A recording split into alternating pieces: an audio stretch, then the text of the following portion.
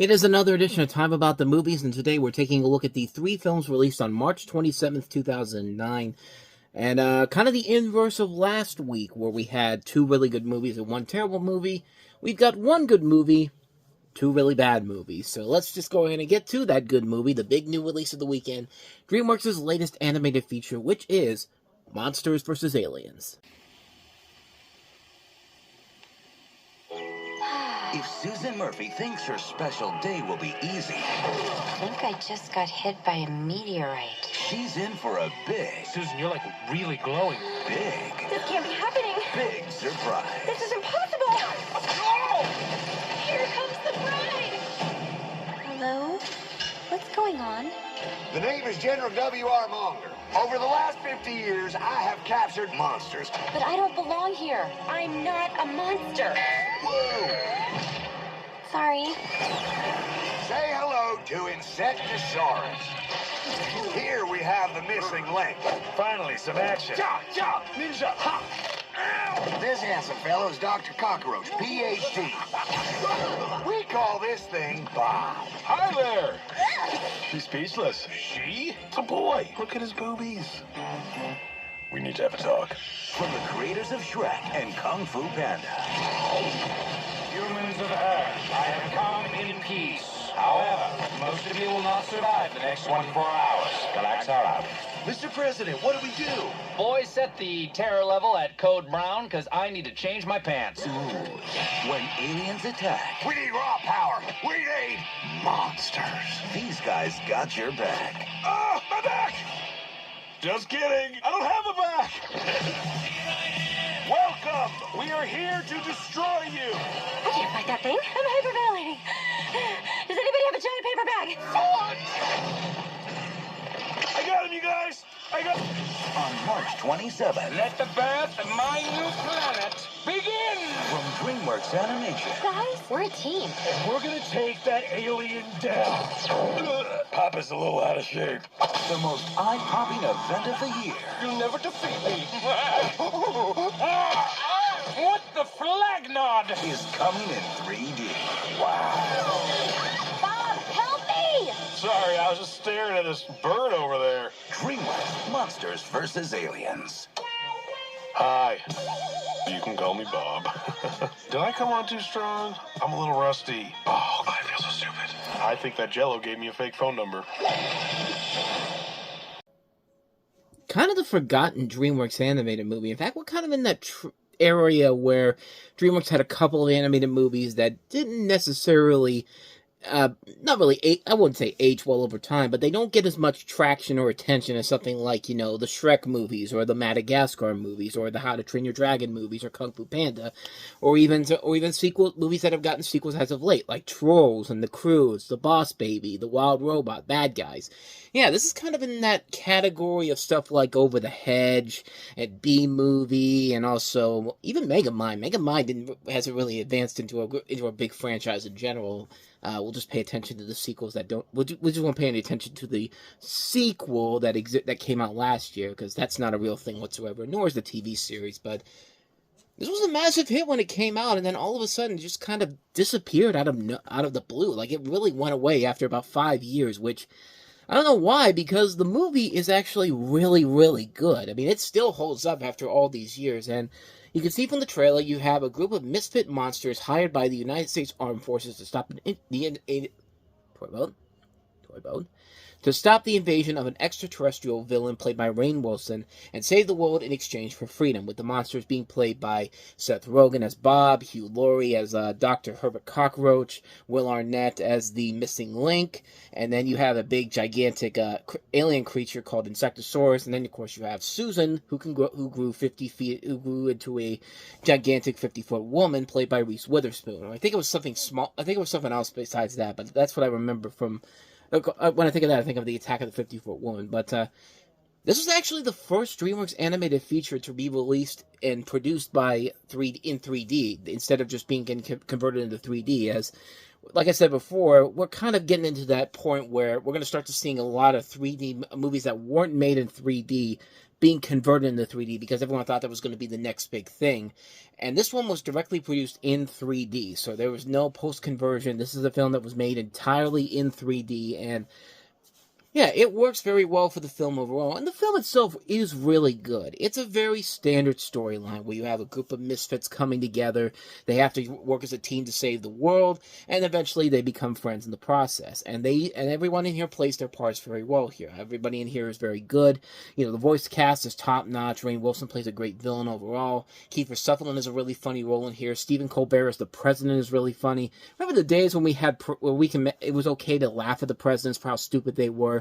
Like, Stephen Colbert in this movie is absolutely hilarious as the president. I mean, he has some of the more memorable lines in the movie. I mean, how can you forget the part where, you know, he shoots the gun at the aliens? It's just like, eat lead, aliens, and then the aliens eat up all the lead. It's just like, evidently they eat lead, and he throws the gun. He's just like, I'm brave. I'm a brave president. Like, God, I miss those days when it was okay to make fun of the president, and not now, where you're literally scared to say anything, and you might have a missile strike landed on you because of you hurt his feelings and all that type of stuff. But okay, that's another thing altogether. But the bottom line here is that this is actually a really fun movie. It's a very solid film. I actually am kind of surprised they never made a sequel out of this. I mean, I think they were going to make one, but because the film didn't perform overseas that's why they didn't do it. That's at least what Jeffrey Katzenberg said at the time, which, I don't know. I mean, the Garfield movies were very successful overseas, and this wasn't a success here, but they still made those movies, so what the hell, man? Like I really would, it would have been something interesting to see a new Monsters vs. Aliens movies nowadays, but, I don't know. But hey, we at least got a good Halloween special out of it, per se, so I guess there's that, but yeah, this is actually a pretty good movie, and one that still very much holds up, and has gotten better over time, really. It's a film I think deserves a lot more attention, and, like I said, the next movie DreamWorks would put out in terms of their animated movies would be one of the more memorable franchises they've had, but that's for the next year to look at, and the next decade, because we're heading into the teens next time, but other than that, though, Monsters vs. Aliens, a good movie overall. I really enjoy it. It's a very fun film. So with that said, let's go ahead and move on to our next movie, and that is The Haunting in Connecticut. Why do bad things happen to good people? The fact is, I don't know why this happened to us. It was the most chronicled supernatural attack in American history. In 1987, the Campbell family moved into a house that was a doorway to the other side. These true events What have you done to yourself? have never been explained until now. The Haunting in Connecticut, rated PG-13, in theaters everywhere, March 27th. Yes, based on a true story. Pay no attention to the fact that the scenes in this movie literally rip off from nearly every single horror film franchise ever made. I mean, there's literal parts of this where you see elements of the Amityville Horror, A Nightmare on Elm Street. I mean, you know, The Grudge. I mean, there's just so many rip-offs in this movie. And the film itself, it's just not a good movie, man. This is one of those examples where the movie probably could have gotten away with it, but they had to throw in the based on a true story, which, yeah, turned out not to be a true story after all. But the film is alleged to be about Carmen Snedeker and her family through Ray Garton, author of In a Dark Place, the story of a true haunting, who has publicly distanced himself from the accuracy of the events he depicted in the book. And it follows the story of the fictional Campbells as they move into a house, a former mortuary, to mitigate the strains of travel on their cancer-stricken son, Matt. The family soon becomes haunted by violent and traumatic events from supernatural forces occupying the house. Yeah, haven't seen any of this done before. Oh wait, yes you have.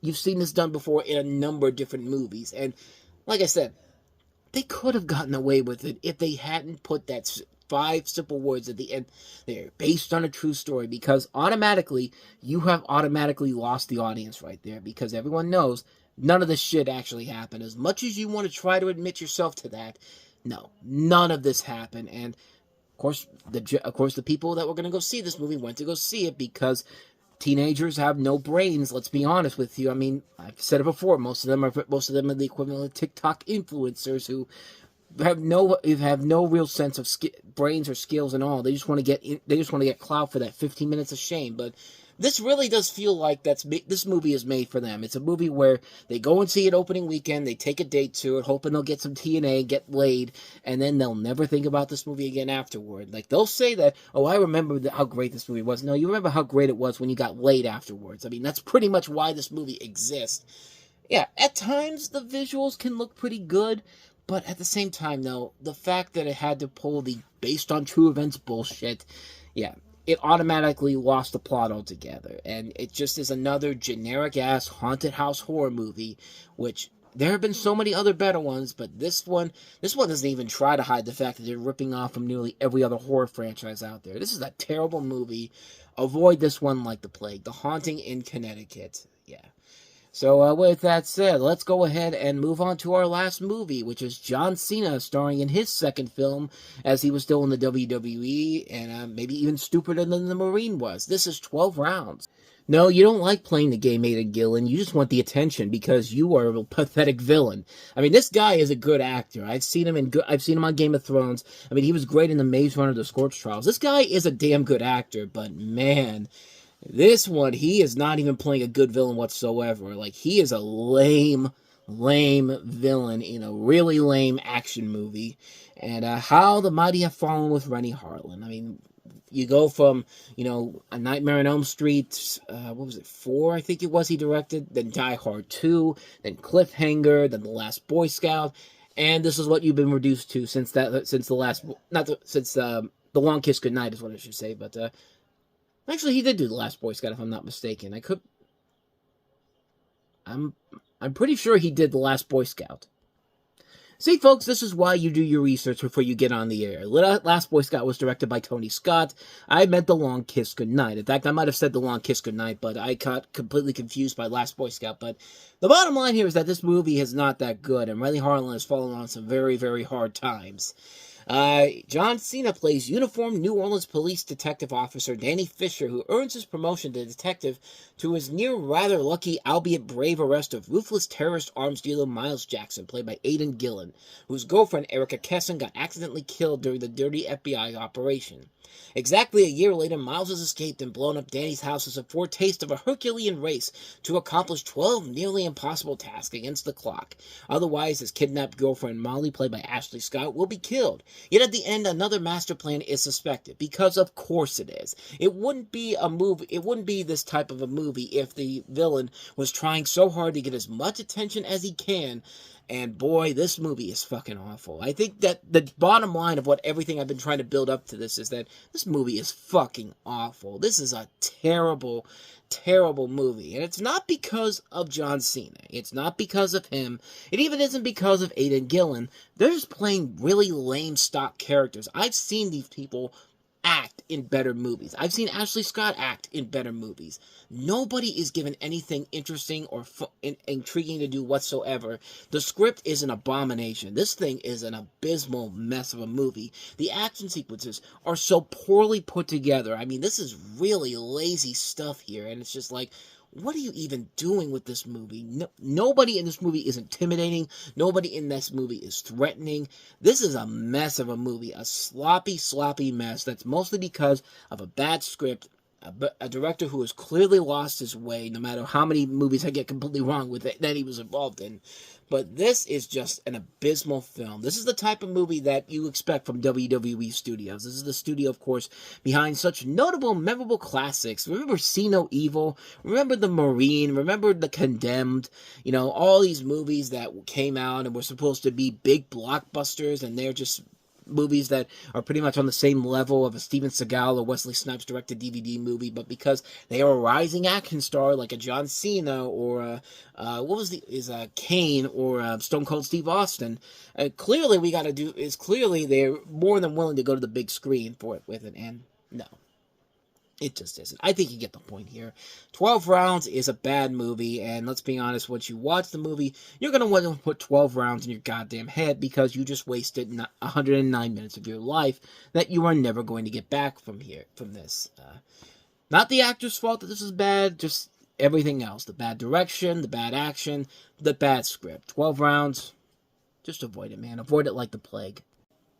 And so, with all that said, we wrap up another edition of Time About the Movies, and the next time we meet, we'll jump into April with 3 movies, including Fast and Furious, the 4th installment of the Fast and Furious series, but the first one since the first movie to reunite everybody back from the first movie. I mean, the last 2 films, Paul Walker was in the second one, and then they completely redid the cast for the third one, and then they brought everybody back for this one, and let's just say that the Fast and Furious history changed from that point on. But we also have Greg Metallo's follow-up to Superbad, Adventureland, with Jesse Eisenberg, Kristen Stewart, and Ryan Reynolds among its cast. And we also have Sugar, directed by the 2 directors who would later go on to direct Captain Marvel, Anna Bolden and Ryan Fleck. We'll take a look at those 3 movies. That'll be coming up tomorrow on the show, so definitely be on the lookout for that. With all that said, though, thank you so much for watching. And if you want to see more videos like this, please go ahead and hit that playlist on the next page. That way, check out the previous episode. And also, don't forget to hit the like, subscribe, notification button, and the bell. That's where you get updates on new videos when they come out. And we do post new videos here every day. So with all that said, I am off. I will see you guys next time. And until then, as always, take care.